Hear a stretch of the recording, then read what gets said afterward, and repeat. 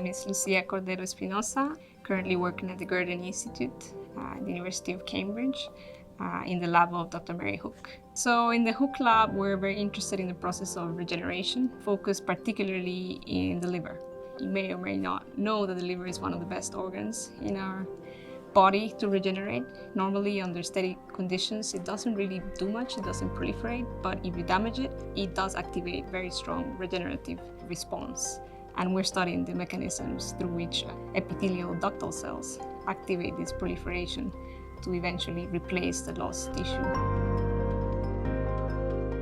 What I find exciting at the moment is this common goal of really trying to recapitulate the full organ in vitro. So we started with epithelium because that's what we know best and that's what performs most of the functions in our internal organs.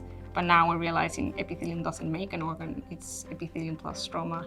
And so the idea of creating these very complex structures in vitro that fully resemble and physiologically act as an organ, I think is very exciting. So I perform a lot of co-cultures between different liver cell types, epithelial ductal cells, and also cells from the stromal microenvironment.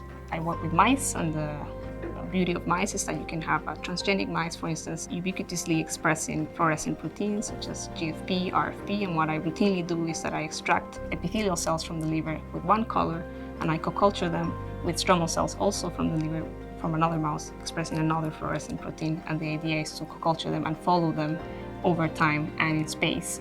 And of course, these fluorescent tags are for me to be able to see the cells, and that's where the EVOS comes in place.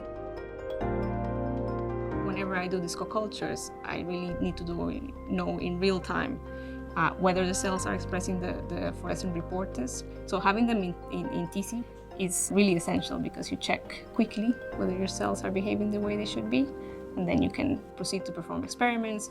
Let's say you see them on day 0, then after 12 hours you want to check where the cell populations are in time and in space. You check again with the EVOS.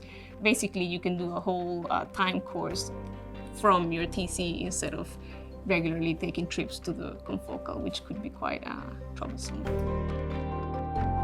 Main improvements I see are basically the ability to take semi-confocal images, if you will, through a Z-stack, because these are 3D structures, 3D organoids. It's not your standard 2D culture that you can basically image with any other microscope. So I think the ability to now have this more simple yet useful microscope in your TC where you can image through Z-stack across time, because you can adapt an incubator and you can have your cells there. I think that's really useful. Currently, where the technology stands is that we can only really expand the epithelial compartment, and for the time being, we haven't been able to bring in culture these other stromal compartments, and actually this relates to my project, which is trying to bring these other cell types in vitro to eventually one day truly have a mini liver in the dish.